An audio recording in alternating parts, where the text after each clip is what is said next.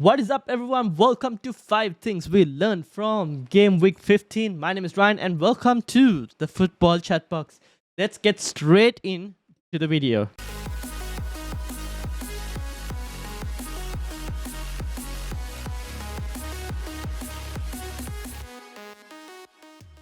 All right, in number 1, we've got 5-star Fulham. Fulham put on a really good performance, to be honest. Battered away, if I was to say, battered away Forest. Now, they're getting, well, I don't know if they're getting better. They're putting good performance that we know that they can do. Forest are just getting worse and worse. Might even be the upcoming game for Forest. Might be the game that decides whether Steve Cooper gets sacked or not as well. That's a possibility. But Iwobi, 2 goals. Raul Jimenez, 2 goals. For those of you who are looking for a budget striker, Raul Jimenez is getting the goals. Fulham do have a pretty good set of fixtures. I think in game week 18 they've got, if I'm not mistaken, they have Burnley as well. Let me confirm that. Yes, they got Burnley at home as well. So could be a good player if anyone's looking for either a budget striker in terms of Raul Jimenez, or even if you're looking for a budget midfielder, Iwobi is not a bad shout. I could also add Willian to this list as well. He didn't score, but he got an assist. He is on penalties as well. Iwobi and Willian both are 5.3 million. I did a YouTube Shorts for anyone who's looking for an Mbeumo replacement. I'll probably put it somewhere here. YouTube Shorts, go check it out. I mentioned a few players that you could look to get as well with regards to that. But yeah, Fulham are doing really well. And I think they're a team that could be differentials if anyone's looking. And those who have Leno, I think good to get a clean sheet as well. He's still a pretty good goalkeeper with save points. So good option, Fulham. Scored the most goals this week, so have to add them. Definitely, they're doing well.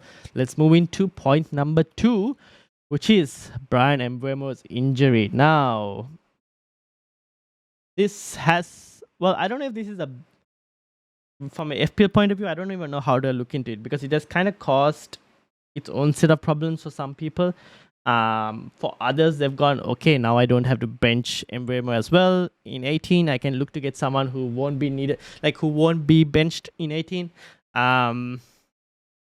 Me personally, I've gone for the straightforward move in terms of Palmer, because I don't have Palmer in my team. But again, if you want to see the other replacements, check out the YouTube Shorts.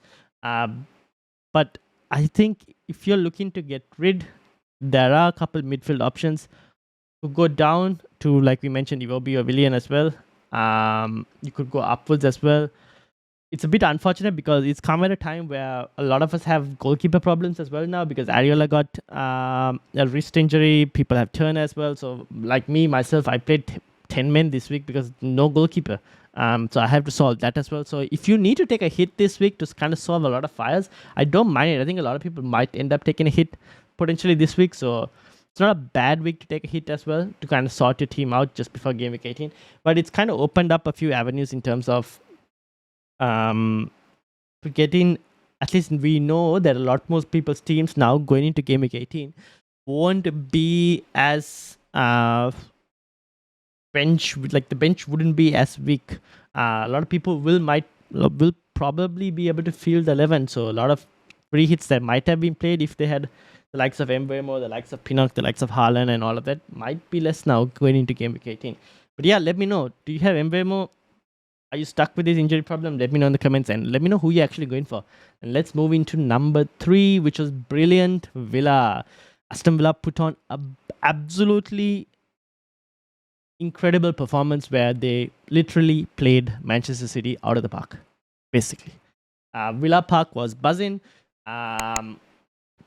City had 2 shots in the entire game, which was that Haaland chance that came quickly against Martinez. And after the 11th minute, they had 0 XG. And Aston Villa had 22 shots in total against Manchester City. Incredible performance. If you got Diaby or Matty Cash, I probably will sell Matty Cash. I think he is a minutes problem plus Villa, even though they kept a clean sheet in this game, don't necessarily keep a clean sheet always. They have good defensive numbers, but they're like Manchester City. They tend to concede a goal at odd times. So I would probably sell Matty Cash. Diaby, I think, potentially could play. So if you're stuck with Diaby and Mbeumo, and you have other files in terms of goalkeepers as well, and you're like, do I need to solve all of these problems? You could potentially play Diaby this week, because is Leon Bay going to be playing 3 games in a week in a row? I don't think so. So you could keep Diaby for 1 more week and then reassess after that. But Watkins, if you have, again, I keep saying it, second best striker in the game. Don't sell him. Cash, though, I'd probably get rid. And if you're looking for Aston Villa players after as well, because the run gets good again very soon, I don't mind Douglas Lewis as an option. Or if you want in defense, not the most upside move, but Pau Torres is a more steady option in Aston Villa's defense. So those are a couple Villa players you could look to go and get if you wanted players with like good minutes and reliable in terms of Aston Villa players.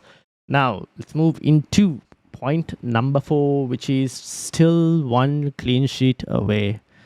Trippier went from being a player with like 8 points, 9 points coming in for this game week to the villain of the week. He was the cause of both goals, the first 2 opening goals for Newcastle. It means that Newcastle are now still 1 clean sheet away from home, and that was against Sheffield United, which seems like a lot of people are keeping clean sheets against Sheffield United these days. But it's not a good away record for Aston Villa. Now, for Newcastle. Now, I do think Newcastle defense is still investable. I myself have gone and got Dubravka because I have, like I said, goalkeeper problems. I still think people can go to Newcastle defense. Now, there is a problem with Lascelles. He did come off injured. We don't know what the extent of that injury is. And with the whole rumors of Botman and whatnot, I kind of removed Lascelles as part of me getting Dubravka. If anyone's seen my team, you would know that I already had triple Newcastle. I don't mind Gordon as well as an option. I still think he's a good option to go and get for those of you who are looking. Newcastle's out of the next 4 fixtures, Newcastle have 2 home games, and Gordon does good at home, so he should be a good option. Newcastle defense also are better at home than they are away, so good fixtures upcoming for Newcastle. Still investable. I still think Trippier is a good player. The one problem with Trippier right now is if you haven't bought him yet, I will be a bit tempted in terms of like, do you go invest in him just yet? Because he is on 4 yellow cards, and they've got Spurs next. Now, if he gets that yellow card against Spurs, that means he misses the game against who is it? They missed the home game against Fulham. So that might be a big loss. So it depends on whether you want to risk it or not. Now, obviously, the 4 yellow card, like the limit resets after everyone plays like 19 games, which is after game week 19. So if you can go until then without getting that 5th yellow card, then the limit goes to 10 yellow cards. So you won't be hearing a lot of people saying that. But yeah, that's one thing that's hanging on Trippier's head. But let me know. Have you already tripled up on Newcastle defense? Are you looking to get Trippier? Are you looking to get Dubravka or even Gordon? Let me know in the comments. And then let's move into the last point, which is blanking captains. All the captains, man. Like the popular captains this week, blanked. Haaland, blanked. Salah, blanked. Son, blanked. I don't even know what to say. All the popular captains blanked. Even people might have gone. I don't think anyone went Newcastle defense captain, but like, yeah, popular captains all blanked. Saka did return for anyone who did captain Saka, but the returns weren't as high as well. We're going into the upcoming game week in 16. I think Haaland is most likely going to be the favorite, but I will make a captaincy video with that for that as well. So stay tuned for that. Or if by the time you're watching this, if it's out, I'll probably put it up somewhere here so that you kind of get notified and you can watch that video as well. It should be like a 2 to 3 minute video, so check that out as well. But I think Haaland with Grealish back after suspension, Rodri back after suspension, no Doku because he's injured, kind of all tailors it towards Haaland being probably the best option this week. But are you looking to captain someone else? Let me know in the comments. And that brings us to the end of this video of 5 things we learned. Quick video that I managed to get out just before the next deadline. So make sure to subscribe if you're new. We also have a deadline stream tomorrow, 2 hours before the deadline. We'll be live on the channel, and I'll answer any questions that you ask with regards to your team. So make sure to like, subscribe, and I'll see you all later. If you have any questions, put it in the comments. I'll answer those as well. Thank you all for watching, and I'll see you all later. Hold me close till I get up.